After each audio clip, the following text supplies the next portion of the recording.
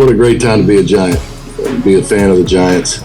Like, we have something going here. We're building something special, and, you know, you can see it from the outside and inside. It's even more beautiful. Reflecting on everything that got me here, just to see that uniform, and, you know, I watched, that's the team I watched the most growing up because my dad was a Giants fan, so. Once a Giant, always a Giant. For me, it's only a Giant.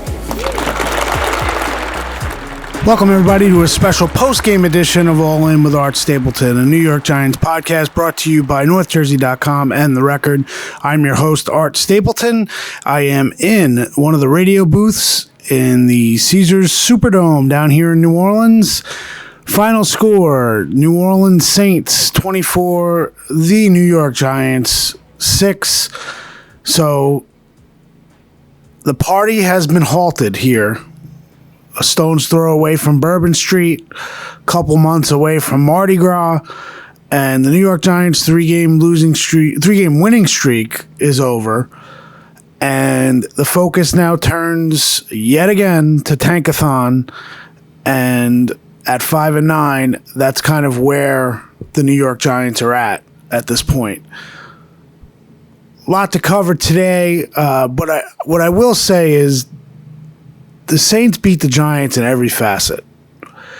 And I know there's going to be a lot of feeling and a lot of talk that, well, see, all the Tommy DeVito mania is over. The fact that we're talking about Tommy DeVito mania kind of speaks to how real it was.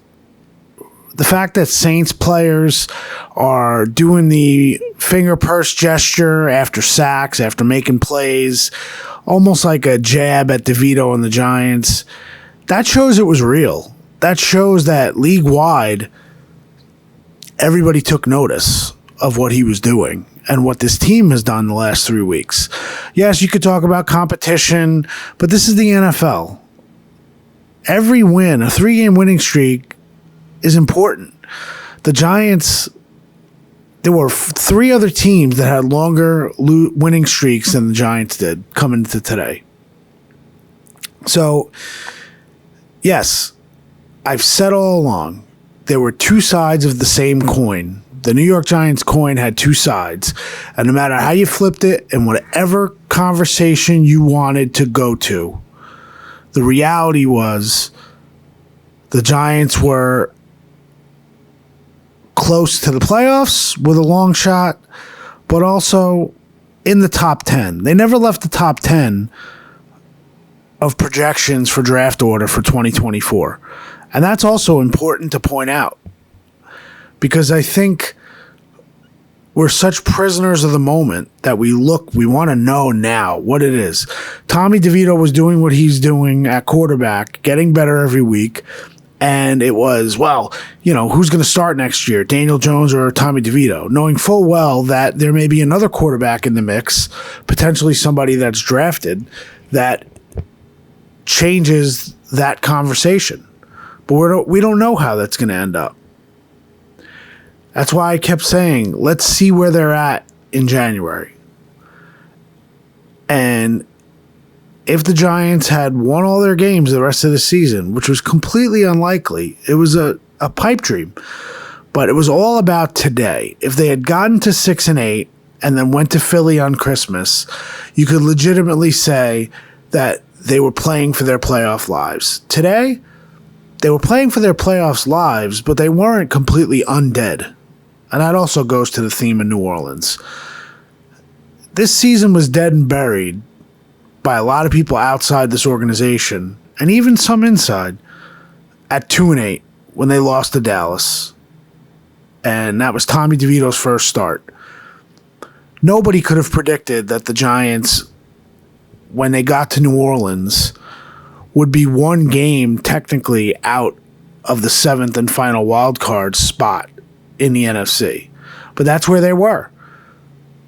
Would they be in a better position for the draft had they lost the last 3 games? Sure. How much higher would they be? Not sure. Probably top 4.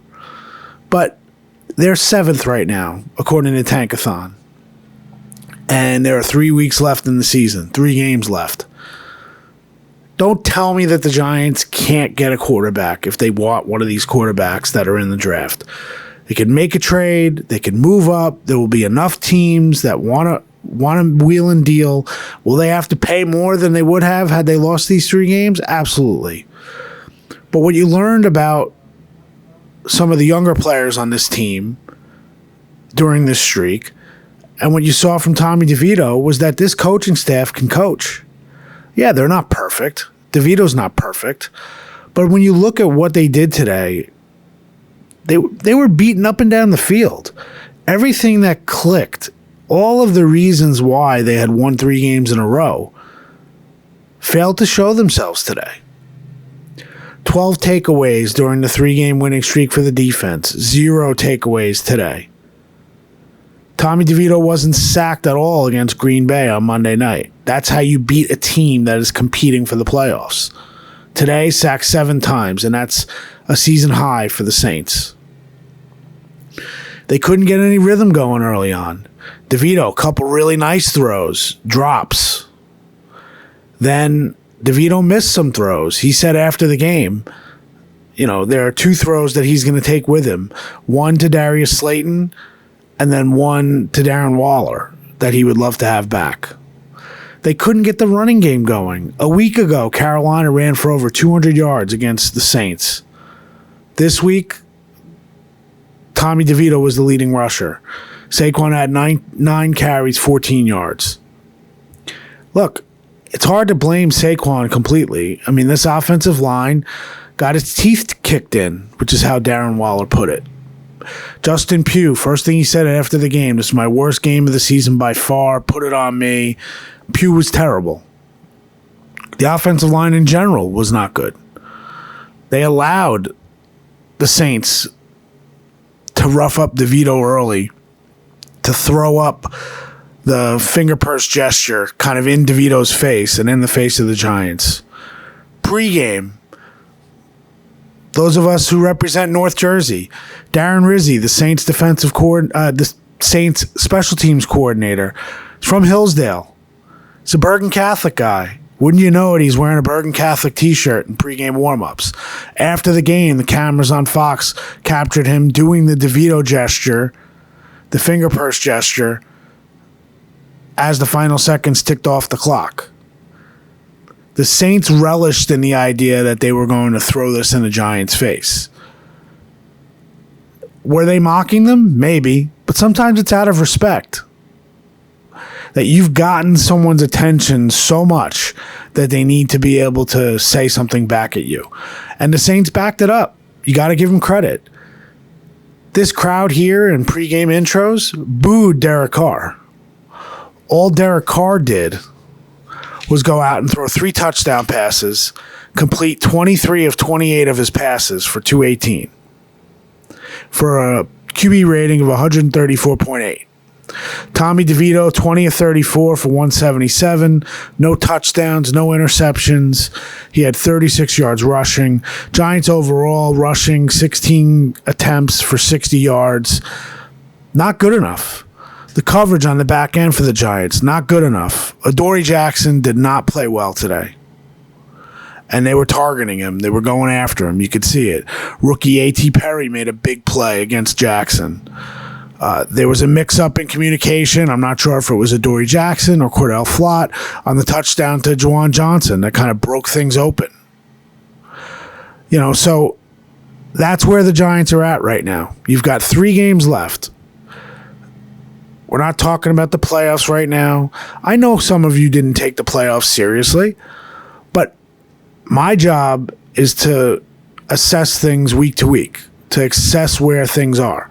And I've said all along, they were feeding 2 different animals. They were feeding we still have a glimmer of hope to make the playoffs animal, and we still have a top 10 pick in the 2024 draft animal. And right now, one of those animals was roadkill today here in the Superdome. That's the reality. Now, I asked Brian Daboll before he left the podium, will Tommy DeVito be your quarterback next week? He said yes. Look, it's not going to be easy going to Philly. The Giants haven't won in Philly since 2013. Victor Cruz was the top receiver. Peyton Hillis was the top runner. Josh Brown kicked 5 field goals. That's the last time the Giants won in Philly. So if you were talking about how you thought the Giants were going to beat Philly, but it's because of Tommy DeVito that they're not, well, then you're just not paying attention. The idea was make the next game relevant, make it meaningful. And for 3 weeks, they did that. And now they head home to Jersey, knowing that at 5-9, this organization as a whole is now going to have a losing record for the 9th time in 11 years. Now, that's not a slight against Joe Schoen and what he's trying to build or what Brian Daboll and his coaching staff has done. Those questions will be answered in January. I don't believe there's any reason to have Joe Schoen and Brian Daboll not come back next year. Will there be changes? Sure. Sometimes it's just a natural progression that changes are made. Sometimes you need to make changes in order to get to where you want to be. I'm sure there'll be some of those too. But the reality is that this is the Giants' reality now. But don't waste your time saying this whole thing was a myth with Tommy DeVito and how the Giants were playing. Enjoy it for what it was. And now see how DeVito builds off of this. See what the Giants do, how they attack the weaknesses that were exposed today, and see what they're going to do. I never once told you that I thought Tommy DeVito would be the starting quarterback in 2024. Could he start games? Sure. He's on the roster. He's the only healthy quarterback right now on the roster for 2024. But I also never ruled out the idea that the Giants wouldn't be in position to maybe go after a quarterback in the draft. Now that's on the table again.